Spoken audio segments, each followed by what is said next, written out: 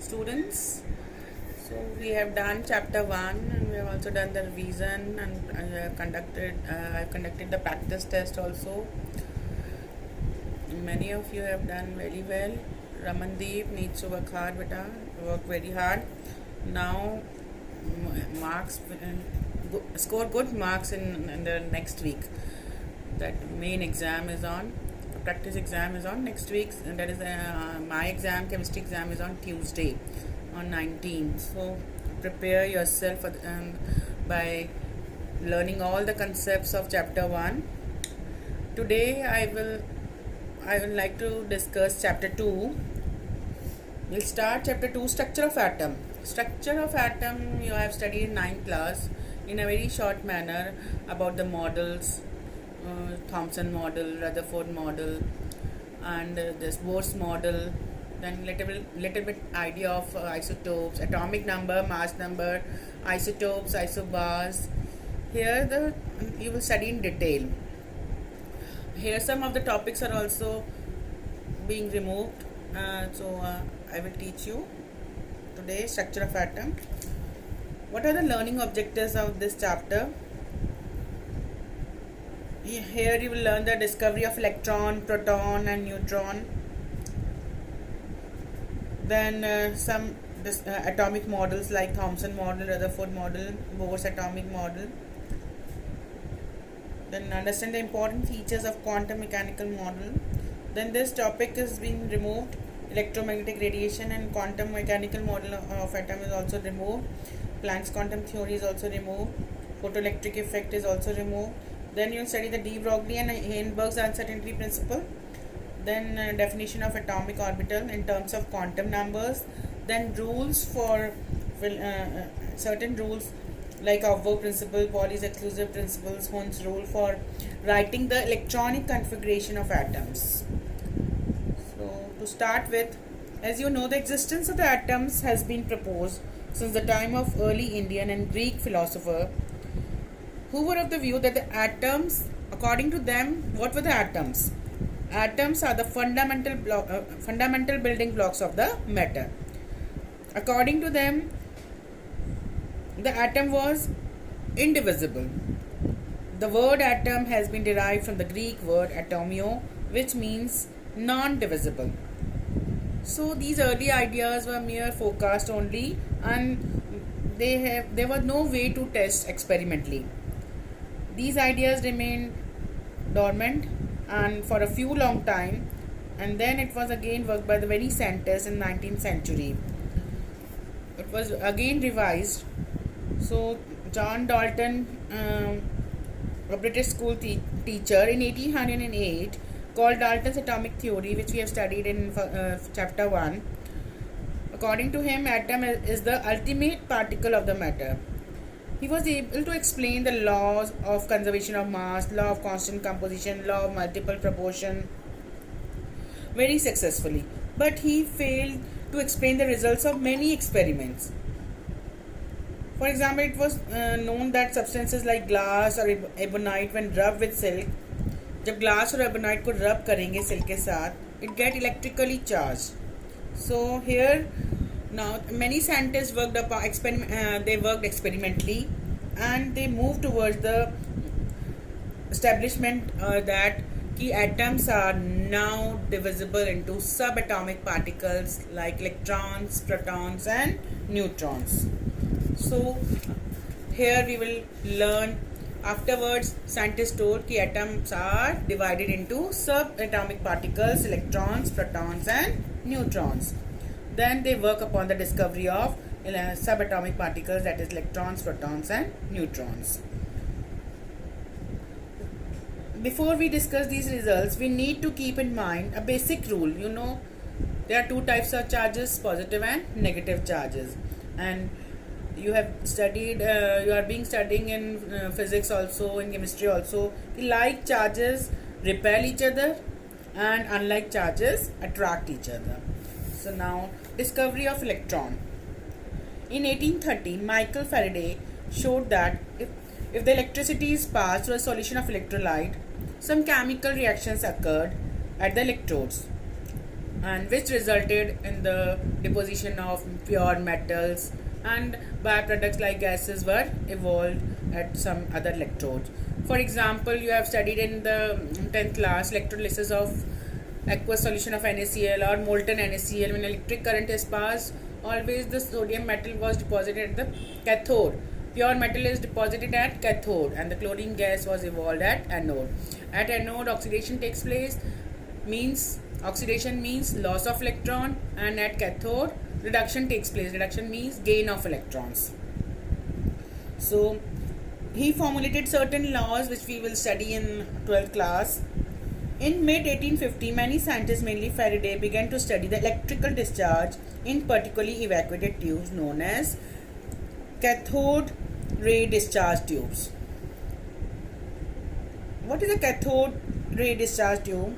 It is made up of a glass, and it contained two pieces of thin plates known as one is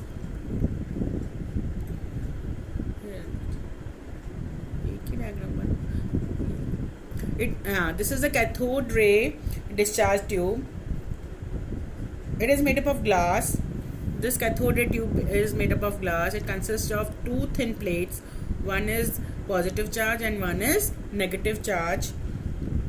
And the electrical discharge through these gases could be observed only at very low pressure and high voltage. When high voltage was applied, the electric current was flown and the negative charge particles were seen, which were passing from negative to positive, and these negative charge particles were known as cathode rays or cathode ray particles. So when sufficiently high voltage was applied across the electrodes, current started flowing across the electrodes, and a stream of particles was seen moving from cathode to anode, and these negatively charged particles are known as cathode rays. The flow of current from cathode to anode was further checked by making a hole in the anode, and at the back of the anode a coating of zinc sulfide was capped. So when these rays were passed through anode and strike the zinc sulfide coating, a bright red spot was seen. So the results of these experiments are summarized as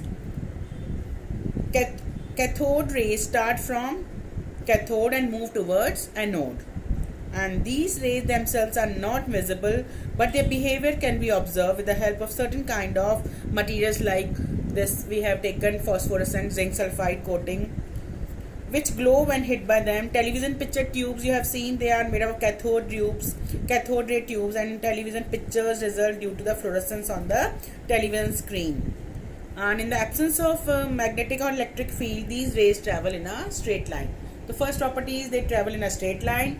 They move from cathode to anode, and their behavior can be observed with the help of certain kind of materials known as phosphorescent materials which help them to glow. And when the electric field was applied, the behavior of cathode rays was they were deflected towards positive electric field. It means they are negative in nature, and they were named as, and these cathode ray particles were named as electrons. The characteristics of the cathode rays do not depend upon the nature of the material of electrodes and the nature of the gas. These cathode ray particles, they do not depend upon the material of the electrodes and the nature of the gas present in a cathode ray tube. So these were the characteristics of cathode rays. They travel in a straight line, they move from negative to positive, and they can be observed with the help of phosphorescent material. And they were deflected towards positive electric field. It means they are negative in nature, and they were named as electrons. Then next topic is charge to mass ratio of electron. So in 1897, a British physicist J.J. Thomson was a scientist who discovered this electron only. He measured the ratio of electric charge to the mass of electron by using cathode ray tube, and applying electric and magnetic field perpendicular to each other. So he saw that when only electric field was applied, उसने क्या देखा, जब electric field apply हुई, the electron deviate from their path and hit the cathode ray tube at only point A.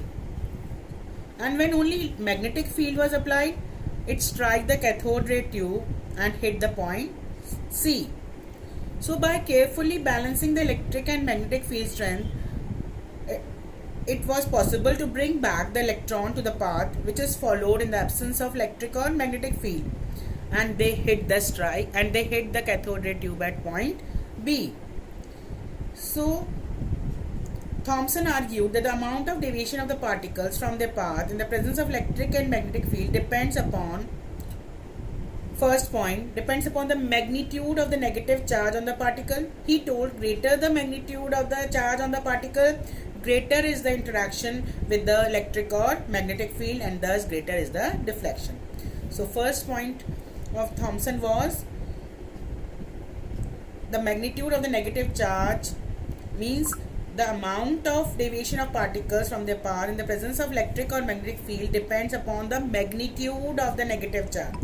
जितना ज़्यादा magnitude होगा charge का on the particle, उतना ही ज़्यादा इंटरेक्शन होगा इलेक्ट्रिक और मैग्नेटिक फील्ड से.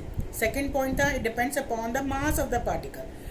Lighter the particles, greater will be the deflection.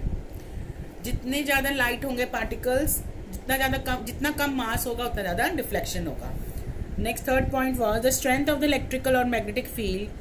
Third point, it depends upon the strength of the electric and magnetic field. The deflection of electrons from its original path increases with the increase in the voltage. The higher the voltage was applied, the more the deflection of electrons were there. So these were the three main points on which the Thomson argued about the amount of deviation.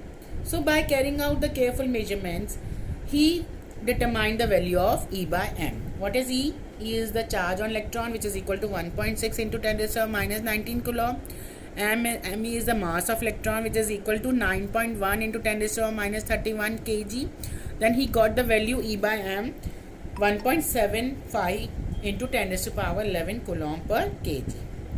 So then Mulliken was a scientist who discovered the charge on electron. Mulliken devised a method known as oil drop method, I think which you will study in physics, to determine the charge on the electrons. He found the charge on the electron was minus 1.6 into 10 to the power minus 19 coulomb.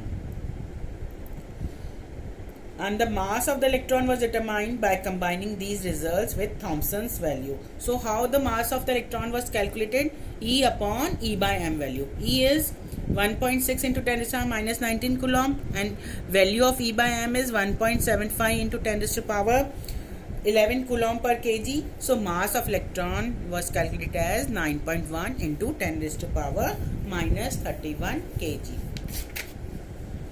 So in this way the charge on the electron was calculated. Now the next discovery was discovery of proton and neutron. After the discovery of electron, protons were easily discovered, and the protons were discovered by E. Goldstein. Electrical discharge carried out in the modified cathode ray tube led to the discovery of canal rays. The particles which were emitted from anode to cathode were known as canal rays or anode rays. They have positively charged particles and they were named as protons. And what will be the characteristics of canal rays or this anode rays? They consist of positively charged particles which depend on the nature of the gas. The nature of cathode rays does not depend on the nature of the gas, but the nature of this anode rays depend upon the nature of the gas present in the cathode ray tube.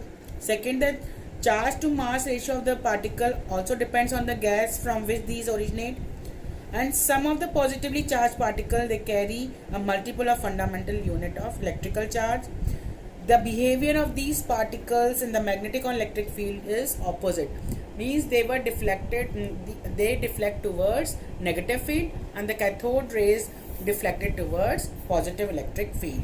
So the smallest and the lightest positive ion was obtained from hydrogen and was named as proton. and this was discovered by the scientist Goldstein. Later, a need was felt for the presence of electrically neutral particle as one of the constituent atom. So these particles were discovered by Chadwick by bombarding a thin sheet of beryllium by alpha particles. So when electrically neutral particles having a mass slightly greater than that of protons were emitted, he named these particles as neutron. Basically, I have just introduced the topic in the CBSE. It has been written, you have to study from both postulate, but without giving the introduction of discovery of electron, proton and neutron, we will not be able to understand the chapter. So in the starting there is a history how the structure of atom was discovered. Then atomic models were there. Observations obtained from the experiments mentioned in the previous section have suggested that Dalton's indivisible atom is composed of subatomic particles carrying positive and negative charge. The major problems before the scientists after the discovery of subatomic particles were to account for the stability of the atom. Through these atomic models, various problems were solved to account the stability of the atom, to compare the behavior of elements in terms of both physical and chemical properties, to explain the formation of different kinds of molecules by the combination of different atoms, to understand the origin and nature of the characteristic of electromagnetic radiation absorbed or emitted. So different models were proposed to explain the distribution of these charged particles in an atom. And before that you have to learn the table. See, this is the main table which is showing the properties of the fundamental particles. Electron, the symbol of electron is E. The charge on the absolute charge is minus 1.6 into 10 to the minus 19 coulomb. Relative charge means approximate charge is minus 1. Mass of electron 9.1 into 10 to the minus 31, and mass is 0.0054 and approximate mass is 0. Proton same. There the minus charge, here plus charge, here relative charge will be plus 1. Here the mass of proton is 1.67 into 10 to the minus 21, which is greater than the mass of electron, and mass approximate mass is 1.00, that is mass of hydrogen only. It is approximate mass will take 1. Neutron, the symbol is N. Absolute charge 0, it is neutral in nature, it has no charge. Relative charge 0, and it is and the mass of neutron is equal to the mass of proton, and here the mass in per U is 1.008 and approximate is 1. Approximate mass is 1. So first model we'll discuss here. Only today I will discuss Thomson model. We have studied in 9th class about the Thomson model. J.J. Thomson in 1898 proposed that atom possesses a spherical shape. His model was related with the किससे relate हुआ था? Watermelon. Watermelon, according to him, the red part consists of a positively charged sphere in which the electrons are embedded, and the seeds are related with the electrons. So he related his model with a plum pudding or raisins. If you make some pudding and put some raisins there, so raisins are electrons and all the base is protons. So according to him, the electrons are embedded. According to his model, atom possess a spherical shape in which the positive charge is uniformly distributed, and electrons are embedded into such a manner to give the most stable electrostatic arrangement. So but important feature of this model is that the mass of atom is assumed to be uniformly distributed over the atom. Although this model was able to explain the overall neutrality of the atom, but was not consistent with the results of later experiment. His model was not accepted. It was failed. Now in the next video we will study about the Rutherford's model, and then Bohr's model, and then the quantum mechanics and configuration. Thank you. Read it, and we'll do the assignments after that only. I will not give you the assignment. You have to study only chapter 1 only. Thank you so much.